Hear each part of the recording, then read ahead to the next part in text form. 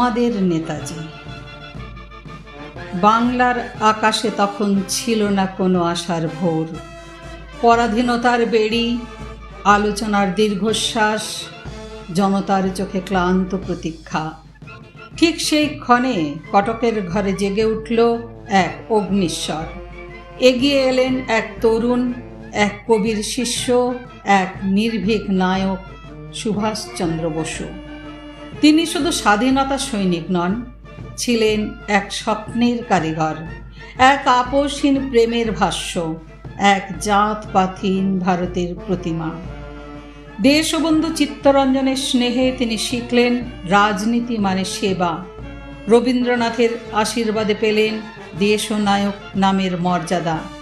গান্ধীজির সঙ্গে মতের অমিল হলেও শ্রদ্ধা রইল অটুট। আইসিএস ছেড়ে তিনি বুঝালেন চাকরি নয়, চরিত্রই বড় পরিচয়। তিনি বিশ্বাস করতেন ভারতবর্ষ মানে শুধু মানচিত্র নয়, ভারতবর্ষ মানে কৃষকের ঘাম, ছাত্রের বই, কারখানার ধোঁয়া।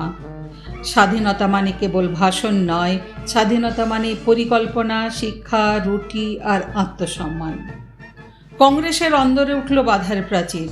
ত্রিপুরীতে জয় পেয়েও পেলেন ষড়যন্ত্রের আঘাত। ব্রিটিশের নজরবন্দি, গৃহবন্দী, কারাগারের তালা। তবু তিনি থামলেন না। ছদ্মবেশে পেরোলেন সীমান্ত।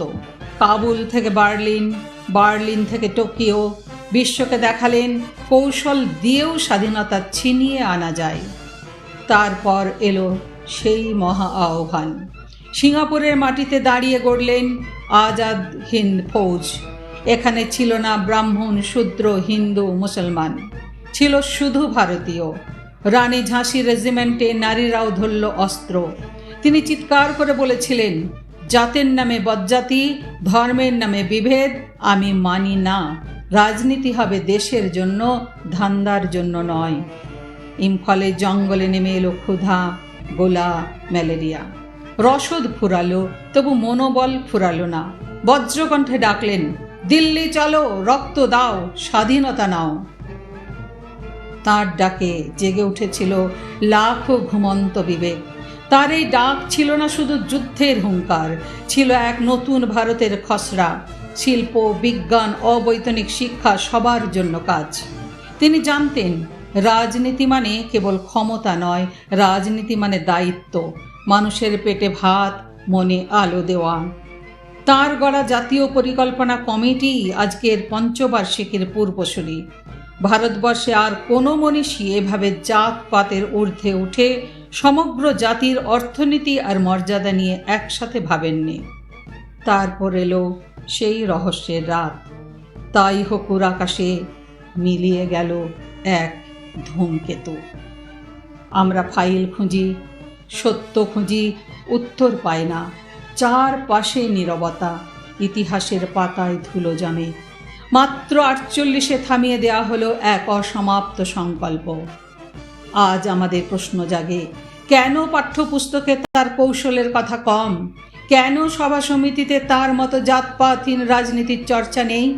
আজ তো সবাই রাজনীতি করে নিজের ধান্দায়। জাতের হিসাব, ভোটের হিসাব, শোষণের নতুন কৌশল। কিন্তু তিনি তো ছিলেন এর তীব্র বিরোধী। তিনি বলেছিলেন, প্রথমে দেশ, তারপর আমি। আজও লালকেল্লার দেওয়ালে তাঁর ফৌজের নাম, আজও ছাত্রের বুকে জয় হিন্দ ধ্বনি, আজও ইন্ডিয়া গেটের মূর্তি আমাদের জিজ্ঞাসা করে, তোমরা কি আমাকে মনে রেখেছ? তিনি শিখিয়েছেন দেশপ্রেম মানে স্লোগান নয়, দেশপ্রেম মানে বাধা ঠেলে এগোনো, দেশপ্রেম মানে বিভেদ ভোলা, দেশপ্রেম মানে নিজের আগে দেশকে রাখা। হে নবীন, হে ছাত্র, একবার চোখ মেলো, তার জীবন পড়ো, তার কৌশল বোঝো, তাহলেই চিনবে আসল ভারতবর্ষকে। যে ভারতবর্ষের জন্য একদিন এক মানুষ সব ত্যাগ করেছিল। ভারত মাতার নির্ভীক সন্তান, তুমি আপোষহীন স্বপ্নের বাতিঘর, অনন্ত কর্মযজ্ঞে সময় বুকে চির অমর স্বাক্ষর। জীবন দিয়েছ জাত পাত ভুলে স্বদেশের তরে, আবহমান কালের প্রেরণার ধ্রুবতারা। চোখে আগুন, বুকে ভারতবর্ষ, বিশ্বসভায় মুক্তির জয়গাথা। জয় হিন্দ, বন্দে মাতরম।